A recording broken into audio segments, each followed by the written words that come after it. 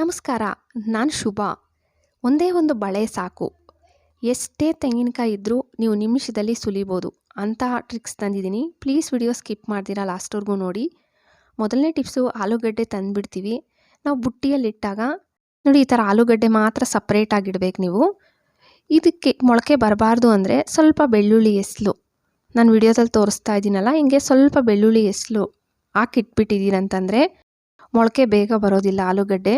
Second tips, ನಾವು boost, Horlicks ಇಲ್ಲ coffee ಪುಡಿ ಆಗಲಿ ಬಿಡಿ, ಈ ಥರ ಪ್ಯಾಕೆಟ್ಸ್ ಯೂಸ್ ಮಾಡಿದಾಗ ಸ್ವಲ್ಪ ಯೂಸ್ ಮಾಡ್ಕೊತೀವಿ, ಇನ್ನು ಸ್ವಲ್ಪ ಹಂಗೆ ಇಟ್ಟಾಗ ಜಿರಳೆ ಹಲ್ಲಿ ಹೋಗುತ್ತಂತ ಭಯ ಮತ್ತು ಗಟ್ಟಿ ಆಗಿಬಿಡುತ್ತೆ.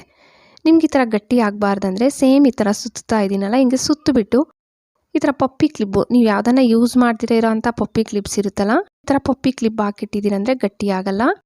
ಮೂರನೇ ಟಿಪ್ಸು, ನಾವು ಹಳೆ ಶರ್ಟು, ಇದು ನೋಡಿ, ಇದು ಮೇಲೆ ಎಲ್ಲ ಶೇಡ್ ಆಗಿಬಿಟ್ಟಿದೆ, ಇದು ಯಾರಿಗೂ ಕೊಡೋಕ್ಕೂ ಆಗಲ್ಲ, ತುಂಬ ಹಳೇದಾಗ್ಬಿಟ್ಟಿದೆಯಲ್ವಾ. ಈ ಶರ್ಟ್ನು sleeves cut ಮಾಡ್ಕೊಬಿಡಬೇಕು.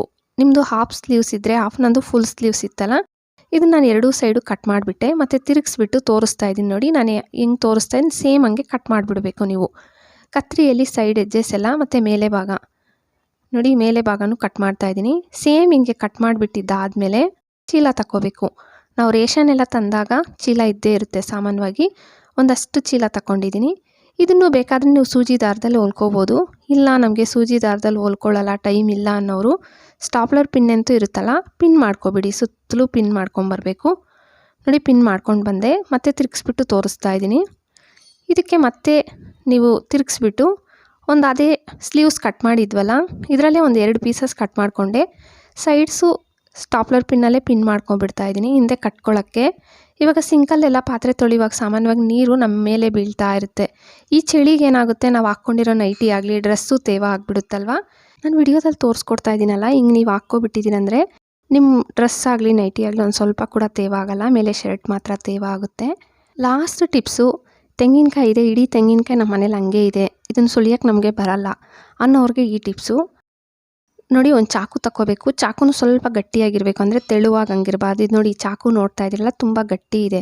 Same sides ಮೇಲೆಯಿಂದ ಕೆಳಗಡೆವರೆಗೂ lines ಥರ ಹಿಂಗೆ ಹಾಕ್ಕೊಂಡು ಬರಬೇಕು. ಜೋರಾಗಿ ಥರ ಹೊಡಿತಾ ಇದ್ದರೆ ಆ ಲೈನ್ಸ್ ಬರ್ತಾ ಇರುತ್ತೆ.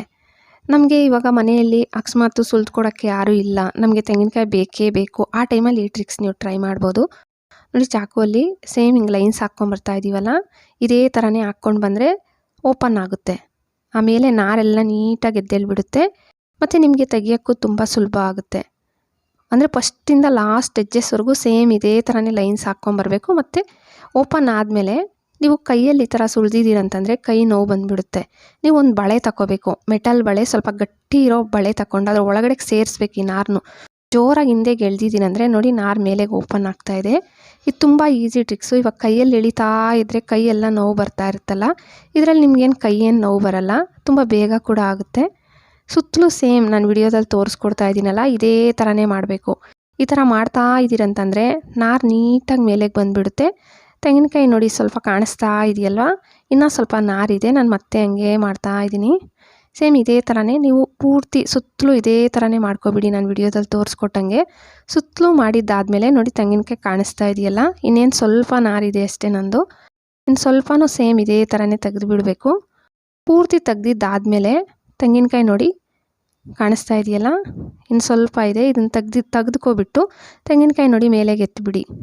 ನೋಡಿ ಎಷ್ಟು ಸುಲಭ, ಜಾಸ್ತಿ ಕಷ್ಟ ಏನಾಗಲ್ಲ. ಮೇಲೆ ಇರೋ ನಾರನ್ನು ಅಷ್ಟೇ, ಈ ಬಳೆ ಮೆಟಲ್ ಬಳೆ ಅಲ್ವಾ, ಸೈಡ್ಸಲ್ಲಿ ಹಿಂಗೆ ಅಂದ್ಬಿಡಿ, ಏನು ಚಾಕು ಏನು ಬೇಡ, ನೀಟಾಗಿ ಆಮೇಲೆ ಇರೋ ನಾರು ಕೂಡ ನೀಟಾಗಿ ಬಂದುಬಿಡುತ್ತೆ. ನಿಮಗೆ ತೆಂಗಿನಕಾಯಿ ಸುಲಿಯೋಕ್ಕೆ ಬರಲ್ಲ, ತೆಂಗಿನಕಾಯಿ ಇದೆ ಅನ್ನೋರು ಒಂದು ಸತಿ ಈ ಟ್ರಿಕ್ಸ್ ಟ್ರೈ ಮಾಡಿ, ತುಂಬಾ ಚೆನ್ನಾಗಿದೆ. ವಿಡಿಯೋ ಇಷ್ಟ ಆದರೆ ಅಂತೂ ಪ್ಲೀಸ್ ಲೈಕ್ ಕೊಡೋದು ಮರಿಬೇಡಿ, ಹಂಗೆ ಸಬ್ಸ್ಕ್ರೈಬ್ ಮಾಡಿಕೊಂಡು ನಿಮ್ಮ ಫ್ಯಾಮಿಲಿ ಫ್ರೆಂಡ್ಸ್ಗೆ ಶೇರ್ ಮಾಡೋದಂತೂ ಮರಿಲೇಬೇಡಿ. Thank you friends.